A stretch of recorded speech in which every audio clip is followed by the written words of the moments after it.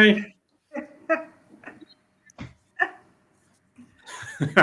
Yeah, How's everyone doing? doing With full of well. smiles. Yeah, awesome. I'm doing great. Well, Kim, good to welcome, see you Kim, again. to Welcome. Talking Back to Suicide. Thank you. Thanks Glad for to having have me. you. Yeah. No, it's an honor to have you. It's an honor to have you. So thanks for joining us on such an important topic.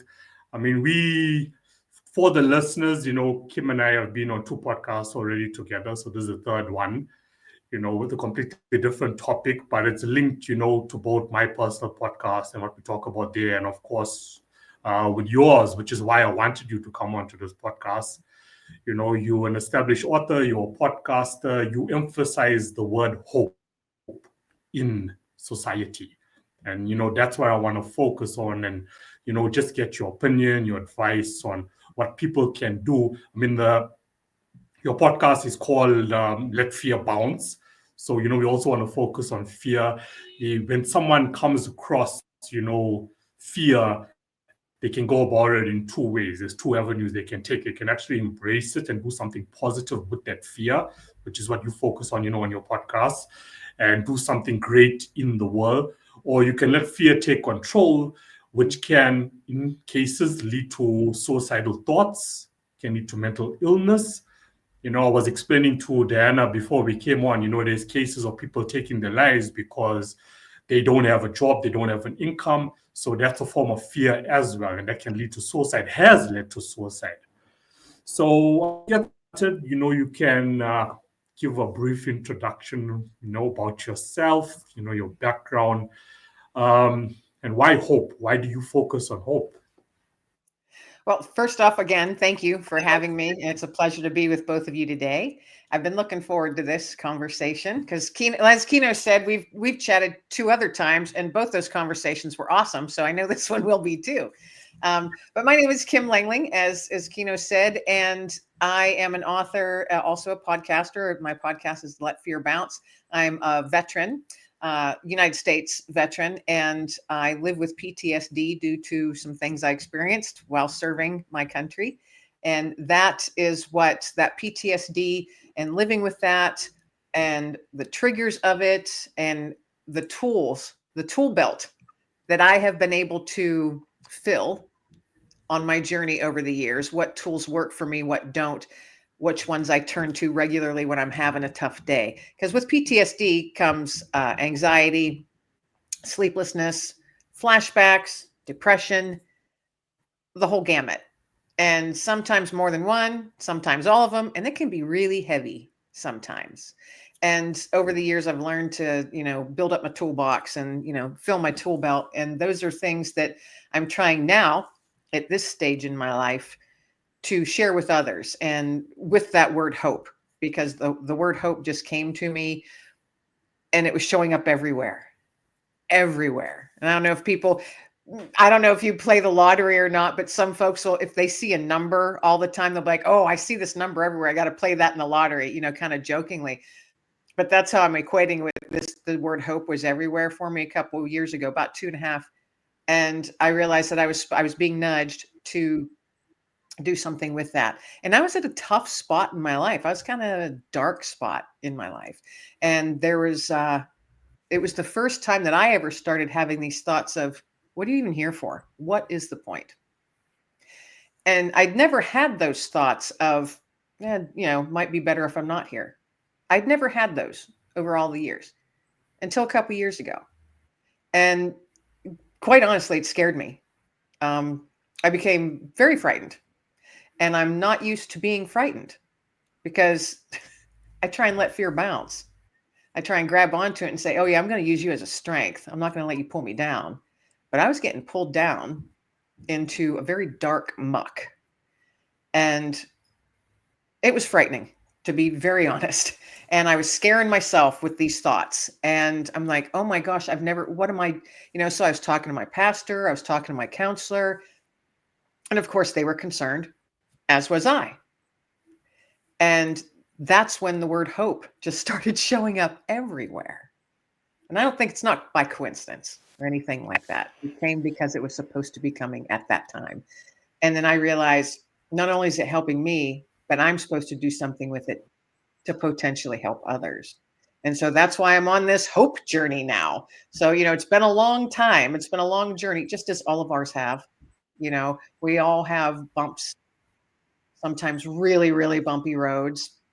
But looking back now, I can see, okay, I can kind of understand why I had to go through that so I can do this and try and be a light for others. Even on my dark days, those are the days I try the most to be a light for others because it usually helps turn my heart around a little bit. Not always, to be honest, but most times it does. So that's I'm also I have a one daughter who is married and has her first baby, so I'm a newer grandma, which is super exciting. And I have a rescue dog. His name is Dexter, and he helps me out around my home office. He's my office manager, and I drink a lot of coffee. I love coffee. So that's me in a nutshell.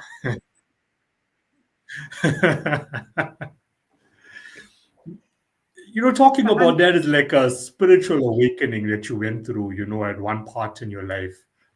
That's how I see it. So when you were going down that hole and it was getting darker and it was getting deeper, what did you do for yourself? Like, what inspired that hope? Whereas, but a good percentage of people around the world, they just keep going deeper and deeper and deeper, and they don't find their way coming back up again, ever. What can you share that helped you, that can help millions of people around the world? And this is hard for me to reach out for help. Very hard for me to do. Always has been. And I didn't reach out for help right away. Like I'd said, I talked to my pastor and my counselor, but that didn't happen right away. That wasn't my first thought. My first thought was just, when you, and folks out there listening, if you've been in that spot or such heavy depression, that really dark spot, it is really hard to pull yourself out of that bubble that you're in, to be unbiased, to look out and say, I don't need to be sitting here thinking this, quit being silly, Kim. There's better stuff out there. There's hope. That's not the first thoughts that you have when you're in that mindset. This is what I liken it to, because I used to have this recurring nightmare for years. I am trying to run through, it's about ankle, shin deep mud. And that's why I always come up with the word muck. That really slimy, gross mud that will suck your shoes or your boots right off your feet when you're trying to walk through it. But I'm trying to run through it because something's chasing me. And I'm in a tunnel where it's just trees, a tunnel of trees, and everything's dark and branches are reaching out and grabbing onto my arms and trying to hold me back. When I say I'm stuck in my muck, that's where I'm at. That's how I envision it, because of this nightmare that I had for years and years. And it's hard.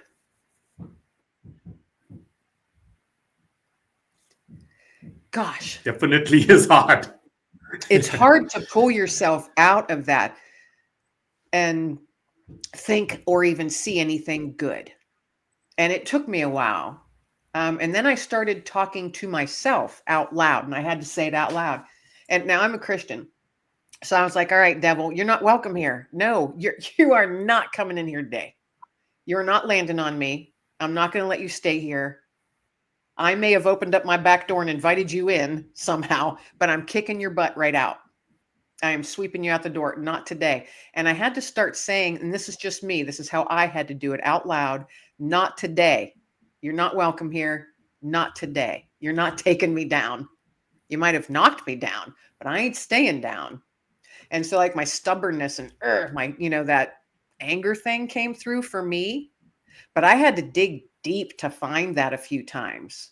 And like I said, it wasn't easy, but that's how I had to do it. I had to proclaim it out loud. Not today. Not happening.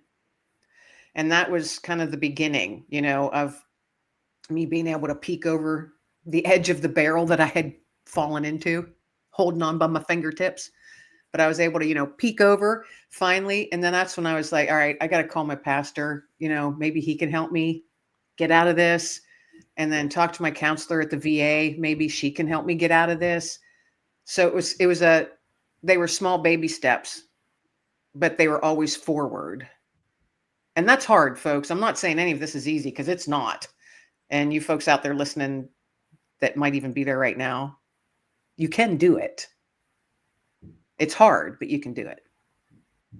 I could see, Kim, a little bit ago, how emotional you became, right?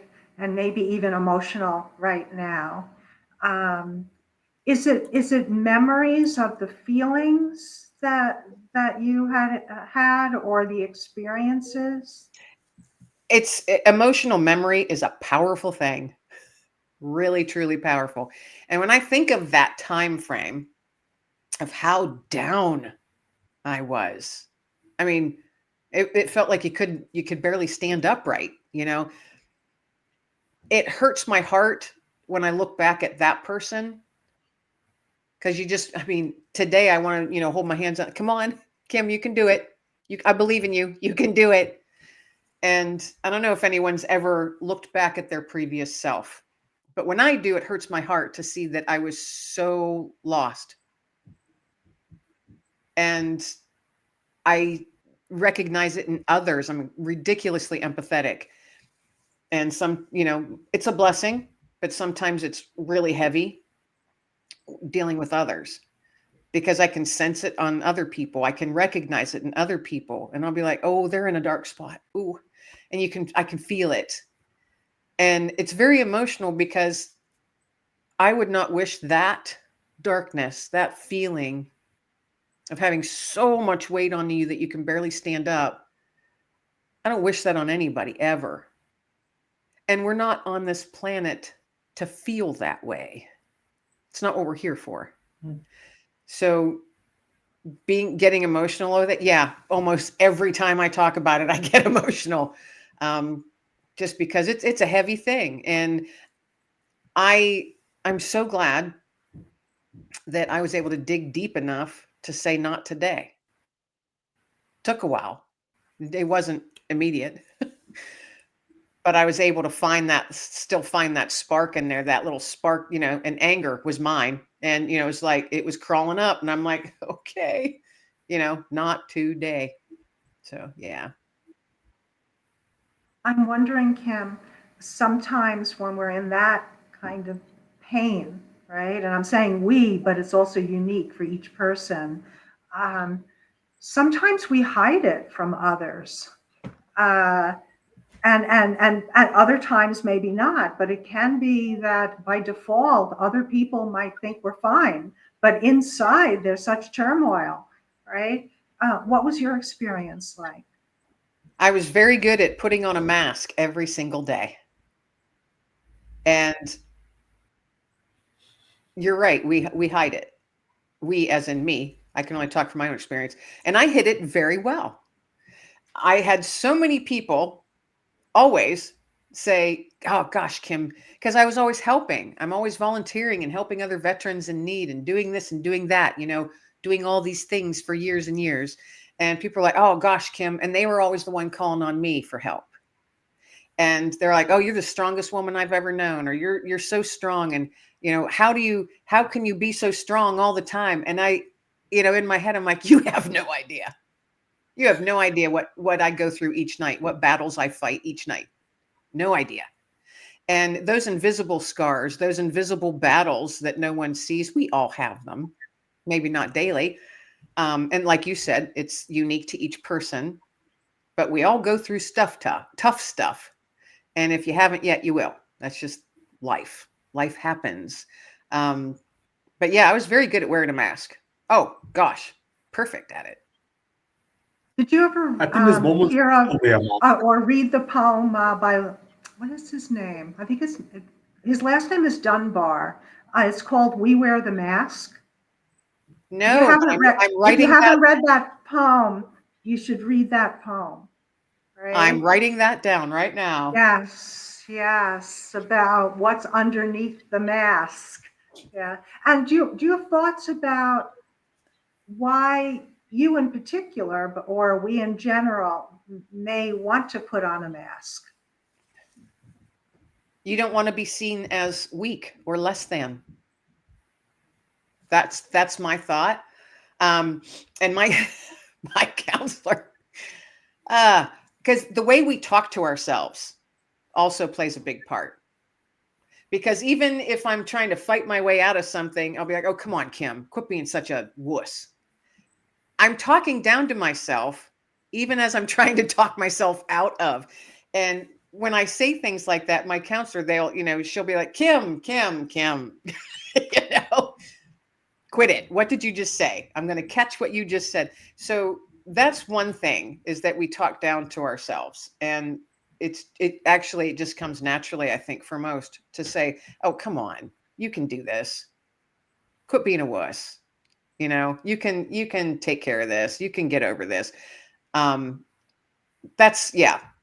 very guilty of that. And feeling you don't want to show the world or let the world think that you're weak, because everybody thinks you're one of the strongest people I know, Kim.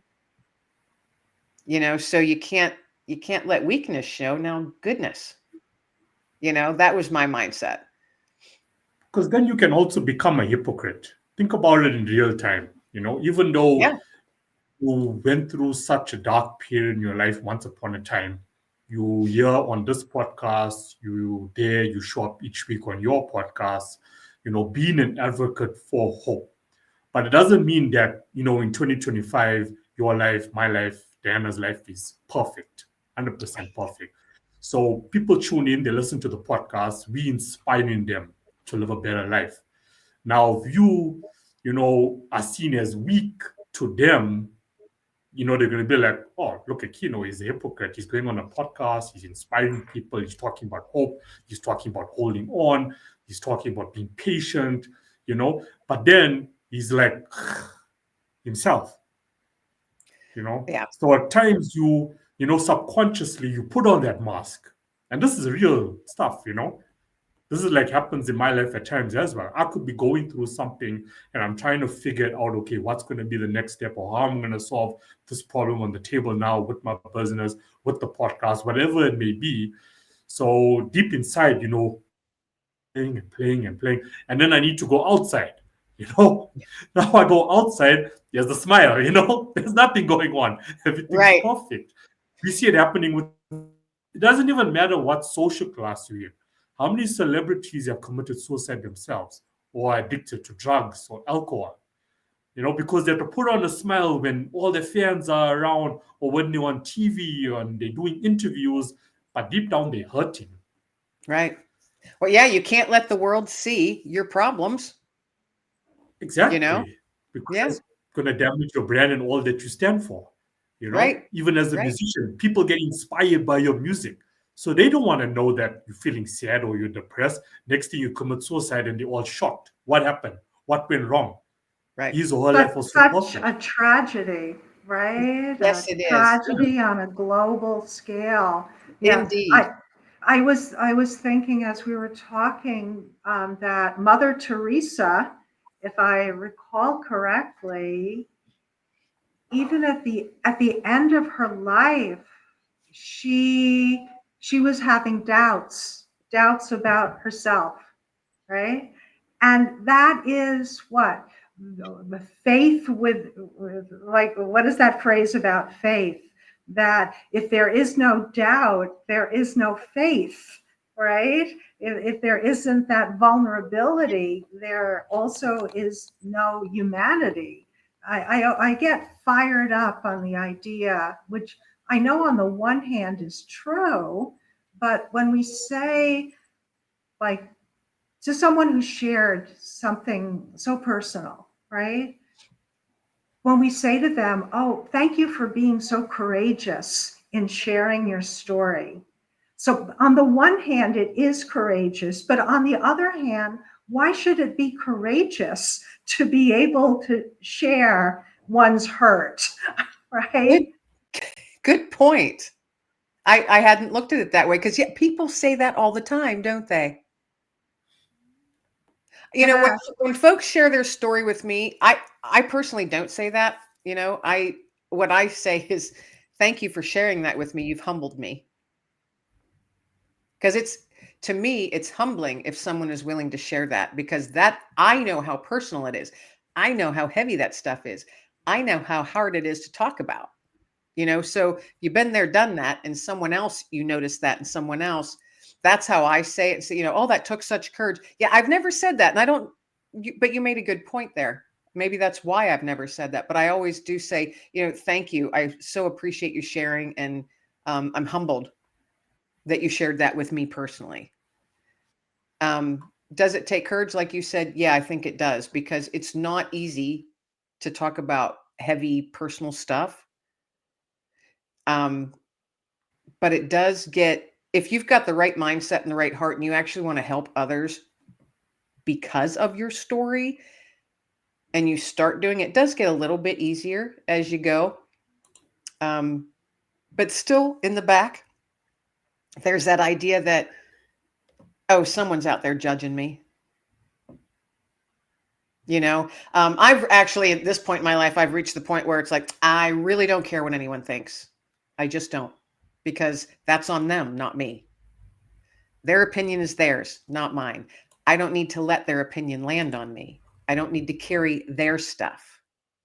You know, I'm only meant to carry my own at this time, you know, and do the best that I can with what I have at this point in my journey. Oh, we lost Kino. Yeah, yeah. Hopefully, Keno's coming back. But Hopefully he meanwhile, can get back. you and I can continue, Kim. Early on, you were talking about fear, right? If you could, in your life story, what were some of those fears? Let's see. I don't recall being fearful until after I went through a traumatic experience. And then after that, I realized that I have, you know, I didn't look at them as fears, or I didn't name it. Let's put it that way. But looking back now, I'm like, okay, fear has many names, many, many Beautiful names. statement. Fear has many names. Yeah. Yes. And if you just use the word fear, I don't think that encompasses everything. You know, I mean, anxiety, that's, to me, that's a form of fear. Depression, that's a form of fear. All of that type of stuff that drags you down, I think, is a form of fear, because it's not letting you get back up so easy. Fears for me, I guess, and I still have a hard time saying that they were fears. Isn't that funny? For a long time, like I had said earlier, I was fearful of people knowing just what was going on up here, you know, because I felt broken and less than. And I was fearful of people finding out just what a mess I was. And every once in a while, that little demon pops its head up, trying to remind me, you remember, Kim? You're still a mess, just like you were. And that's when I'm like, flick it off my shoulder. No, not today. Get out of here. But that was my main one, I think, over the years. You can't let people see what a mess you are. Oh my gosh, you can't go out and talk about it. Then they're really going to be saying stuff about you. And so much of that is such bad thinking on our part, because most folks, when they do realize, oh, she's went through something really hard, just like I have, I can relate to her. I get it. So they might look at you different. That was another fear. I don't want people looking at me different, you know? But that was my own brain talking. They may look at you different, but they're looking at you as in, holy cow, she's really strong. Or, wow, she's stronger than I even thought she was. Or, wow, she's able to share that. Maybe I can share mine too. You know, and that's all it's a nugget of hope. I wasn't always there, but now, and I've had so many people over the years say, thank you. for sharing that, because I've been there, done that too. I don't know if I shared this with Kino before, but I was given a talk. It was at a women's church group, and I was there to talk about my newest book at the time. And this was years ago. And I don't know, there's maybe 40 women there. I think they're probably 50 and over. And I was sharing a bit of my story. And this was like the first time I was publicly sharing in general terms of what I went through.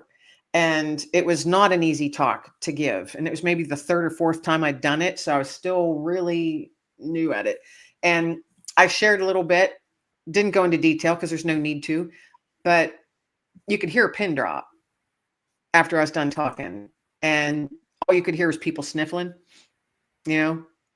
and they all thanked me. They were all they were just such a lovely group of ladies. And as afterwards, we're getting like snacks, you got your coffee and your cookies and all that stuff.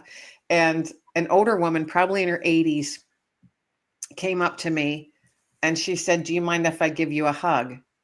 And I said, "No, I would love that." So she gave me a hug. And as she was hugging me, she whispered in my ear, "I've been carrying it around with me for 70 years and I've never shared that. And I went through just what you did. No one knows about it for 70 years. And then she pulled away and she was crying. Well, I started crying because she was had to have been in her 80s. And I get all worked up over that because she's probably not with us anymore because this was quite a while ago. But that woman doesn't realize how much she blessed me. And she kept saying, "Thank you," over and over. And she was finally able to tell someone that happened to me too. 70 years later. Oh. And I'm like, okay, God, if she was the one I was here for tonight, thank you. Because she was able to verbally say that out loud. And I pray it took a weight off of her.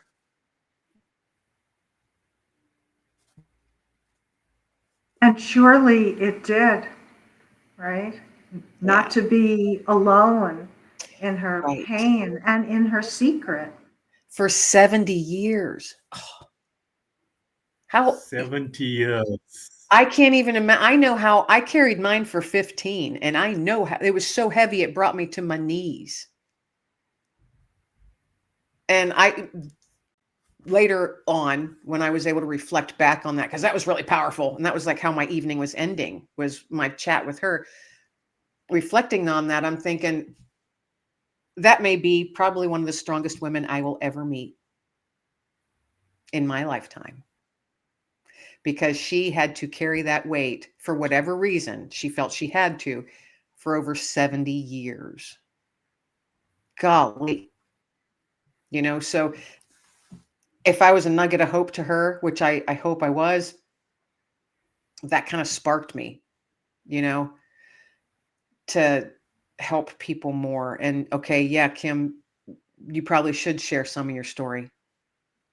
Is it going to be easy? No. But should you? Yeah. Now, not everybody's going to want to do that. I know that. But for me, in my journey, in my sharing, I have been blessed over and over and over again. Each time I share it, like in front of a group of people. I shared my story in front of a group of young people, ages 14 to 18, at a church youth camp. And they had a big bonfire night. And my pastor asked me if I would go and speak. And I said, "Sure, what do you want me to speak on?" "Sure, I'll go." And he said, "I want you to speak on your experience, your trauma." And I went, oh, 14 to 18-year-olds? No, those are kids. Those are kiddos. No. And he goes, "How old were you?" And I went, 18. And he goes, "Yeah, I want you to speak to these kids." And I did. And that was the most nervous I had been. That group of young people, I was more nervous than speaking in front of anybody else. Because I felt like I was taking something away from them. and putting fear in them. And that's why I kept saying, I don't want them to be fearful. So I was so worked up. And it was 2 weeks later. And I had the young people and the camp counselors and stuff come up to me afterward and say, wow, thank you so much. And we loved hearing your story, and, thank you. But 2 weeks later, my pastor approached me and said, I wanted to give you an update on the talk you gave at the camp. And I went, what do you mean an update? He goes, I wanted to share this with you because one of the counselors reached out to me and said, please thank Kim for us, because a young lady that night went to one of her camp counselors and said, what she shared has happened to me, and I don't know how to get away from it, and I don't know what to do. And she was 14.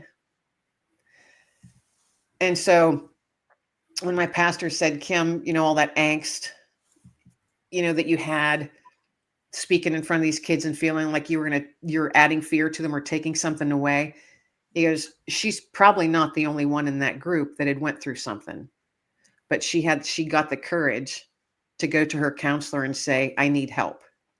This is happening to me. And I've never forgotten that, because I was so worked up and so nervous about doing that talk in front. I was afraid of adding fear to them. And my pastor kept saying, no, you didn't add fear, Kim. You added courage. You gave them something. You tossed out that nugget of hope to give them courage to speak up. And I was like, oh my goodness. Yeah. Oh, so I've been blessed over and over again over the years talking. So it's not easy to share your story, folks, but if you feel in your heart that you can help someone, doesn't have to be in front of groups of people, but do it, because it helps you too in the long run.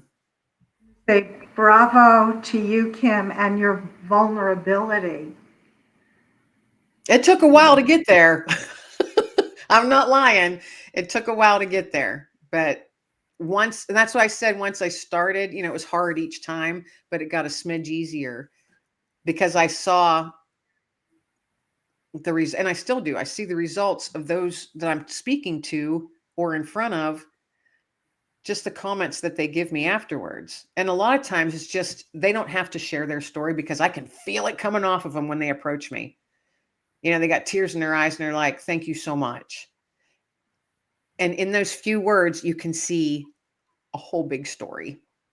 You might not have the details, but boy, oh boy, you can see it. And at least I can see it and feel it. And that's when I'm like, you need a hug, and they'll be like, please, so give them a hug. And you can it's coming off of them in waves. And sometimes you can feel the fear and the anxiety and the angst and all of that coming off. You can even feel the darkness sometimes that they're carrying with them. But then sometimes this is just me. It might sound woo woo, but this is how I feel when I meet these people. Sometimes though, you can feel their relief. Like it's like a sigh, And to me, that is such a win and such a blessing to just hear that. Oh, wow. Me too. Thank you. Holding it in, right? But need to express it with someone who understands and is compassionate, and it's safe. I was wondering, Kim, when you were talking about your own concern that you might frighten them or you were taking something away from them. When you were speaking, the word that popped in my head was, I wondered, were you afraid that you were taking away their innocence in some way? But what was it that you feel that you were afraid that you were depriving them of in some way? 14 to 18. There's a lot of difference between each of those years. 14, 15, 16, 17. There's a lot of difference. And some of them I'm thinking they might live in incredibly happy, secure, protected homes. And they might not even get what I'm talking, but they'll be like, oh my gosh, that can happen. That's what I felt like I was adding fear, but we live in a fearful world. I mean, there's some pretty scary stuff out there. And of course, I toned down my normal talk because of the age group I was in front of. But I also knew, statistically speaking, there would be at least one person in that audience that didn't live in a happy, secure, wonderful home. Because you don't, not everybody does, for various reasons. So yeah, I was afraid that I might be taking a part of their innocence or opening up a door that their parents have strived very hard to keep closed. Or you could they could start questioning God, because now they go to church and now you speaking about your experience. So at that age, They're like, why you did could be God let this questioning happen? God. Exactly. Right. Then they become all confused. Right. And that was part of the message was how I came to, because I didn't come to my faith until I was in my mid 30s. And so that was part of my message was, that's how I found faith. I found faith by climbing out of the darkness. And because it was a church group, church camp. But then that's true. That's where I came to my faith. And that's what sustains me, but yeah, you would question, well, heck, we all do. We're human, Yeah. I look at the world now and I'm like, why is that even allowed to happen? Why? Yeah.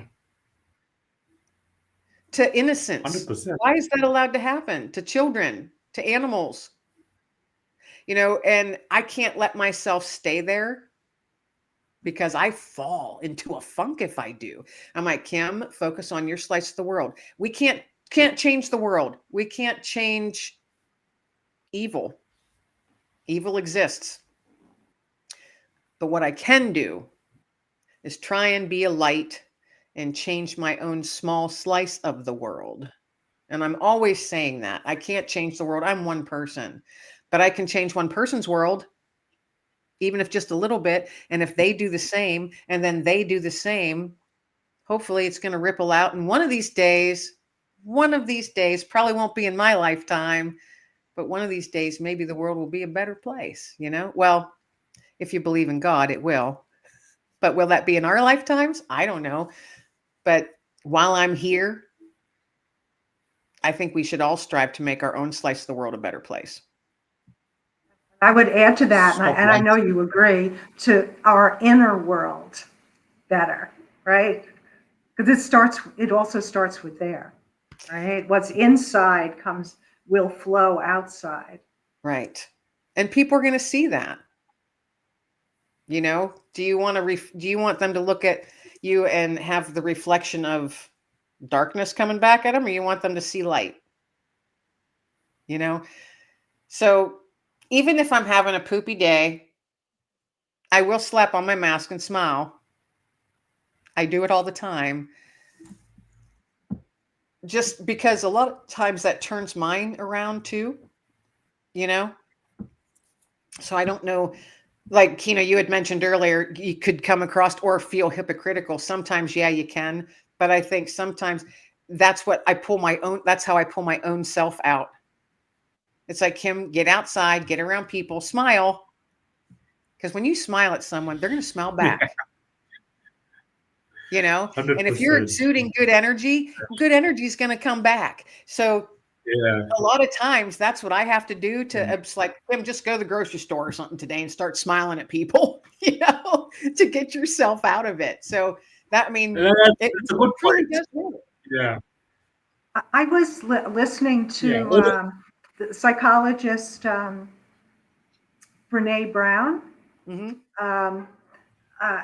like an audio book of her. And it was interesting. She was talking about, in terms of fear, how practicing gratitude or remembering in reality, the positive things, to practice Right. that. And maybe there's another word besides practice, I don't know, to inculcate, right? Or make that part of us, that when we're fearful, that can also be a trigger to remember things for which we are grateful for, right? Oh, And absolutely. yeah.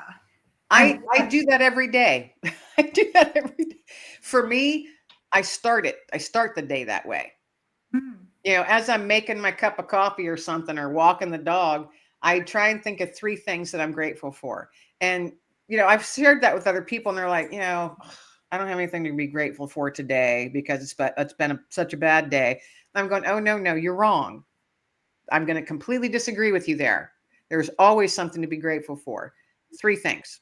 Name 3 things right now. And so sometimes for me, starting my day off, I might have had a bad night. Maybe I didn't sleep much at all. And I'll be like, okay, Kim, what are you grateful for? you know, ugh. And then I'm like, all right, I'm grateful that I woke up. I'm yes, grateful. I'm grateful that the sun is shining today because gray days make my dark moods darker. I'm grateful for my very first cup of coffee. So there you have it. 3 things I'm grateful for. And the list can be really long. People just, you get so stuck in that mindset, in that muck. It's like, I'm grateful that I actually have a house to live in. I'm grateful I have food in my refrigerator because many don't. I'm grateful that I have clothes to wear because many don't. I'm grateful I'm able to go to the grocery store if I need milk and get it because many and can't. there is a grocery store near And that you. there is a grocery store. I have fresh water every day because many don't. So there's so many things to be grateful for, and we get stuck, and it's just natural. We get stuck in it and can't think of it. And I'm like, it's a mindset. You've got to change those neural pathways, to switch on that switch of, no, I do have something grateful. Do I feel like crap? Yeah. I don't feel good physically or mentally. No, I don't. Is this day going to be poopy? Maybe. I don't know. But I got a house. I got a roof over Exactly. my head. Yeah, it's like that. And also, I think Yes. it And helps us also, get out of that binary thinking of it's everything, complete happiness or whatever, or everything is just horrible, terrible, the end of the world. That if we can somehow integrate that, right, as you're saying, that, yeah, I'm not feeling great today, and I can still remember and have some positive thoughts, right? Because there's things for whom and for what I'm grateful. So it doesn't have to be either or. right. And when you're happy, it doesn't have to be like, hey, happy, happy all the time. No one's happy all the time like that. Yeah, I agree with you. And if you have days where you're just simply content, that's a win. The way I look at it, did I have a happy day? Not necessarily, because truly, what is happiness? Think about it. What is happiness? I read somewhere about just that. What is happiness? I read somewhere that the word origin of happiness is that which happens, right? That it's not about being happy. Right. It's that which happens, which is life, right? Indeed. The process is happiness because it's happening. Because happiness comes in moments. Like how we Being perceive happiness. present. Yes. You need to be Yeah. present. You can't do Yeah. anything about the past. Stop worrying about what's going to happen in the future because you're not certain about it anyway. And just be present. Be present in the moment. And that's how you're going to find, your happiness. That's such a good point. 100%. I'm so glad you brought that up because that is such a good point. Because when you Instead get of stuck thinking about something that hasn't happened. muck, you get stuck in your muck, you're letting all the stuff from the past hang out. That's when I'm like, what are you doing, If Kim? you, You can't change what already happened. You can only change how you Yeah. deal with it moving forward and dealing with it right now, being present. Yeah, good point, Kino. Yeah. If you are There's unable that. to control your thoughts, control your emotions, you are never going to make progress going forward. It's hard. It's extremely hard to control what's happening up here. It's extremely hard to control what's happening in here, but it starts and ends with you, you know. Yeah, I agree. Look in the mirror. I'm thinking too, in terms of Exactly. meditative practice, we're letting go of trying to control those thoughts, right? The thoughts, it's like a chatterbox in our brain, right? Right. So, and realizing that you're more than those thoughts, right? That you're not those thoughts, right? Or you're the one that's choosing what you're going to do next. But there's that letting go process. I was going to also go back, to what you said about presence and being in the present, that there's also that play on words. It's the present, and it's also a present, like a gift. The gift of this moment The is gift, the yeah. present. And that's what we should be grateful for, each moment that we have. Because some people are counting Yeah. down. Yeah. Some people are counting down their moments right now as we're speaking. They're at the end of their life journey and they're counting down. So, And they wishing they had more time. right. Something, right? What do they say? Like, money can't buy many things, including time. And you can't take it with you. My grandmother always said that, Yeah. you want to make money, you do this, do that, and have all these material things and big house, fancy car, and blah, blah, blah, big numbers in your bank account. But at the end of the day, you're going into a box just like everybody else, and none of that's going with you. And I've never forgotten that, because that's pretty powerful, because for me, It changes your whole view on life. yes, it does, doesn't You it? know? Because you can't let, okay, Makes you this realize what is is me, and important. maybe it's because I've never been rich.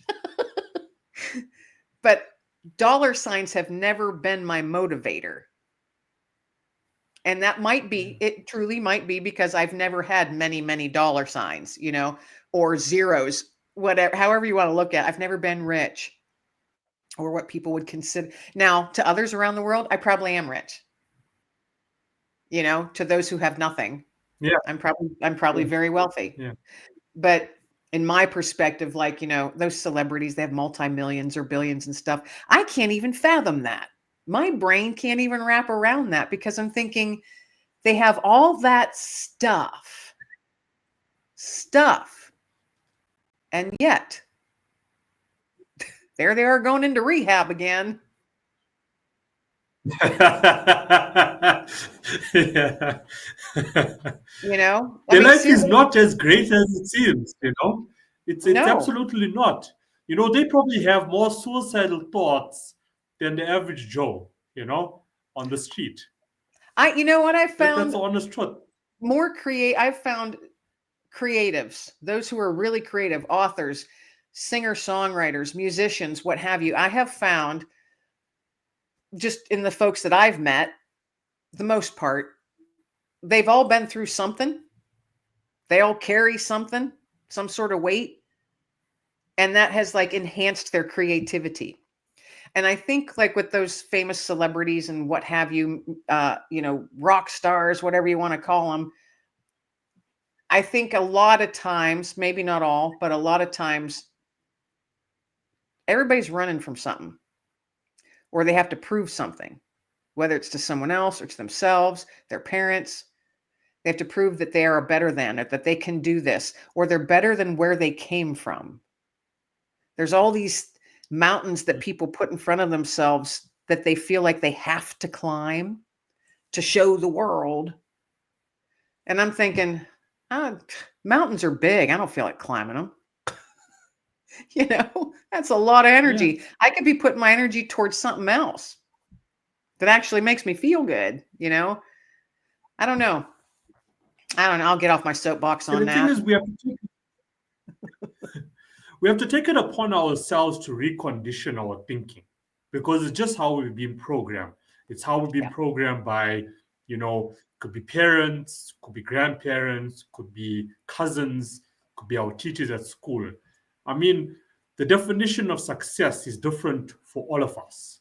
Right. But, society and how we've been programmed has put having a fancy car, having a 10-bedroom house, having $20 million in the bank account. That's success. No, that's someone's version of success. That's not how I define success.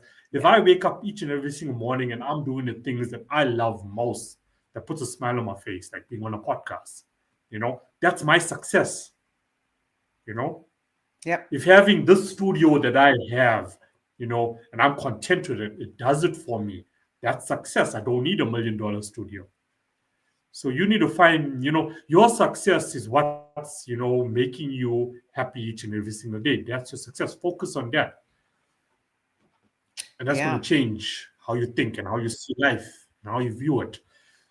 I met a guru a few weeks ago who said we need to separate physical and spiritual. We need to start, living a godly life, no matter how it may be. This thing of living this materialistic, physical world, it's distorting our way of living, of thinking, of being. Yeah. True. I'd say amen And maybe to what you just said. Yes. Right? I know. I was like ready to go. Yeah. Yeah, I just want to conclude with saying, the listeners out there probably thinking, confused, out of their mind. Okay, how does this fit in to mental illness, and how does this fit into preventing suicide? But this is the foundation of it. If we recondition our thinking, take all that you have said throughout the show with your experience, Kim, and we live our life according to those tools, or use those tools, or according to those rules, or what you have done, is going to prevent those suicidal thoughts along the line of your life. There's so much. Yeah, there's so much involved. I mean, no one wants to sit here for 45 minutes and hear someone talk about how they wanted to take their life. I don't. I want to hear, okay, they experienced that thought. What did they do to pull themselves out of it? Yeah. And everything we've talked about, all three of us, that's all little pieces of the puzzle. And however it fits in someone else's puzzle, if there's some pieces that we shared and it's fitting in their personal puzzle, amen. We have three totally different people here sharing things that all three of us have said to each other, oh yeah, right, good point, throughout this conversation. So we've all learned something from each other too. And I think that's awesome. And it's organic how do you define the word hope? What does hope mean for you, or how do you use that word? To be able to see the light each day, to be able to see one thing each day that either makes you smile or makes you go, oh, I'm so thankful for that. Being thankful, noticing others, to me gives me hope.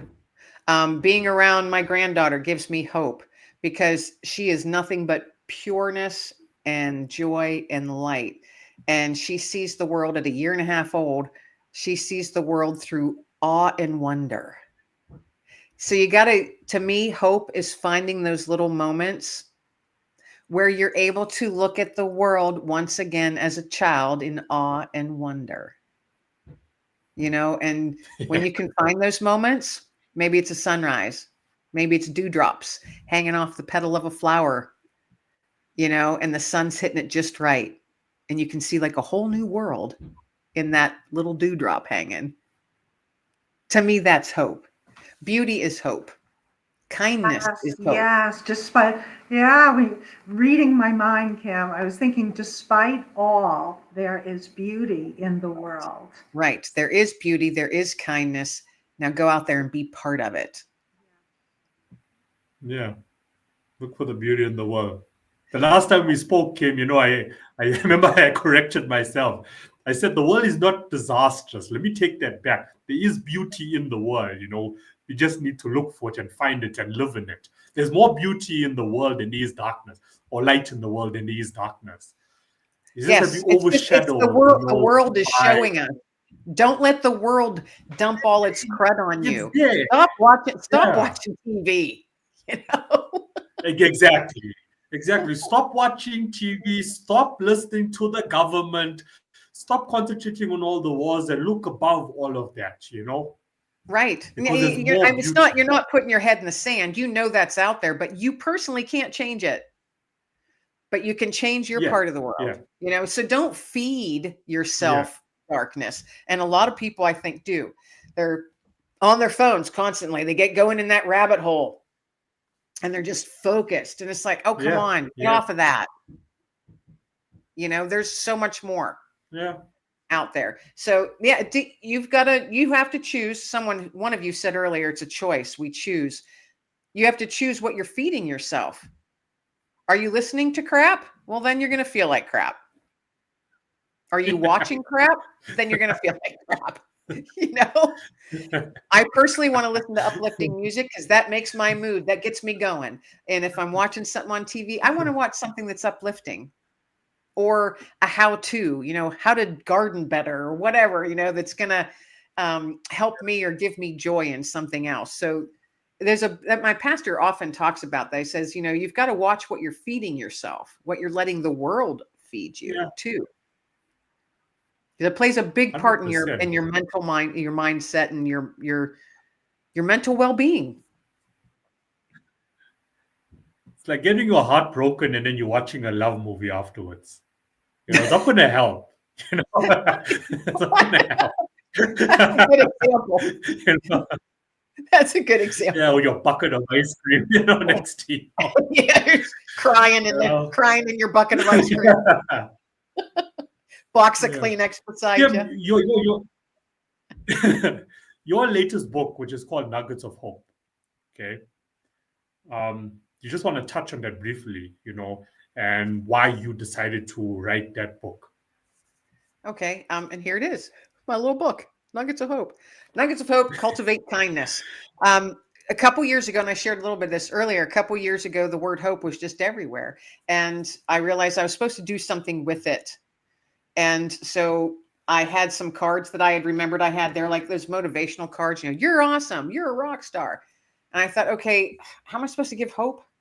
Because again, I was in a dark spot myself at that time. But I remembered I had those little cards. So the next time I went grocery shopping, I tucked them in different places throughout the grocery store. And I thought, okay, I just left 6 little nuggets of hope. That's what I was calling them in my head, for people to find whenever. And I thought, okay, good. Did it, God. Did what you wanted me to do. But then it was just more prevalent. The word hope was even more in my face. And I'm like, okay, what am I supposed to do? So Nugget of Hope stuck in my head. And I got online and found actual stones, polished stones with the word hope engraved in it. And I bought some. And I thought, okay, I guess I'll figure out what to do with this. And then I realized I'm supposed to actually approach people and give them a nugget of hope. So I started doing that. I don't know these people. I'm a total stranger. And I'm thinking, all right, looking up, going, they're going to think I'm a stalker or a creeper. But without fail, and I carry them with me all the time now. It's been like 2.5 years. The very first time I saw, it was an older woman in Walmart, and she was standing staring at the wall of items in front of her. But I noticed right away that she was not seeing what was in front of her. And I thought, okay, it was so strong. She needs a nugget of hope today. So I just gently approached her, came at her from the side so I didn't startle her, held up my hand and said, I'd like to give you a nugget of hope today. And she looked down, she held her hand out to a total stranger, and I just gently placed it in and said, I wish you a blessed day. And I turned to walk away. I'm not supposed to stay and talk, find their name, hear their story. I don't think I strongly feel I'm not supposed to. So I just and I turned and walked away. And as I'm walking away, I heard her say, oh my goodness, thank you. You have no idea. And I got my stuff, went to my car and cried. And I went, okay, that's what I'm supposed to do. Okay. All right, I'll do that. So I've been doing that for a couple years, and I'd come home and I'd write those stories down because I wanted to remember them. I wanted a reminder to my own self on my own dark days. And I did that for a while, and I thought, you know what? I'm going to put these in a book and toss that out there into the world in a book form so people can read that, maybe get their own idea of how they can be a nugget of hope. Or it can be hopeful, provide hope to those that are reading it. And then in between, I just put in like practical ways to be kind. It's not hard to be kind. It's a choice. It doesn't cost you a dime to be kind. You know, and first off, you got to start being kind to yourself. And then you can be much easier, be kind to others. So that's kind of how the book came about. And yeah, I did that for about a year before I started writing the book. And the book was just released last November, so a few months ago. That is so beautiful. I am so glad you took to action the calling that you were experiencing. Oh, you got to step. Sometimes you really have to step outside your comfort zone. And I'm like, Yeah. because I would never. It's so funny. People are like, you walk up to strangers? I'm like, yes, I do. Not once has someone not taken it. Not once. Without fail. And these come, the way I purchase them 50 at a time. I'm on my third packet of 50. So close to 150 of these little nuggets of hope I've given out. Not one person has not held out their hand. And I find that amazing because I'm a stranger. So I think it's, for whatever reason, I was meant to do that. And everybody can be a nugget of hope or give their own nugget of hope. Compliment a stranger, smile, hold the door for someone, take coffee to your neighbor, check on your neighbor. They have surgery, go check on them, take them a casserole, whatever. There's so many things that you can do to be a nugget of hope. It doesn't have to be something physical. Someone else I was talking to, they're like, I want to do something physical. I'm like, well, write on little pieces of paper, something hopeful, or, you're awesome, or have a beautiful day, copy them off, and then put them on underneath people's windshield wipers in their cars. Anything like that. You can do that. Everybody has paper at home. Well, most folks, I can't say everybody, most folks might have paper at home, so there's so many ways that you can be a nugget of hope to people. And it doesn't have to cost you anything. It doesn't have to be physical. Like I said, a smile. Compliment a stranger. That is one of my favorite things to do. Compliment a complete and total stranger. Because when their face lights up because they've been seen, it makes you just go, you just fill up, So yeah, try it today. Everybody go out and compliment a stranger and see the reaction you get. It does. It puts you on a little bit of a high for a few minutes afterwards, maybe the rest of the day. And you never know what good it's doing for that person that you complimented. So yeah, it doesn't cost a dime to be kind, folks. And we're called what? Humankind. Nice. Humankind. That's what we're supposed to be. Right. Yeah. Yep. So get out there and do it. Go out there and be a nugget of hope. Get out there and do it. Yeah. Yeah. That's going to change a lot of people's lives. And you never know. And how can we learn more about you? Do you have a website? Yes, you can go to my website. It's kimlanglingauthor.com. That's the best place to go. You can contact me through there. There you'll see Dexter, my office manager, my dog. He, reviews all the emails and stuff and then lets me know who I need to reply to. So he's my office manager. But my podcast episodes are on there. My blog's on there. You can see where I've been and where I've chatted on and what's coming up and what I'm doing. So that's the best place. I'm also on social media, like all, most of the platforms. And I have a YouTube channel, which is called Let Fear Bounce. And it has my podcast episodes as well as a new playlist I started called Soothing Sounds. And it's all gentle music with beautiful scenery that you can kind of meditate to, breathe to. And it's like in 5, 10, 20-minute increments of videos that when you just need that a few minutes to just settle. I like to say, settle your unsettled soul, to just take a deep breath in in with the good, out with the bad. So I just started doing that with music, because music plays a big part in my day of settling me when I have those rough days. So I thought, start making some videos. So that's another way to do little nuggets of hope, at least for me. That's so started doing that, soothing sounds. So yeah, there you go. Nice. Thank you. Such a pleasure to meet Thank you you, for watching. Kim. Oh, thanks for having me. This has been wonderful. Yeah. Okay, Kim, thanks. Catch you on the next podcast. Bye. Bye. Bye.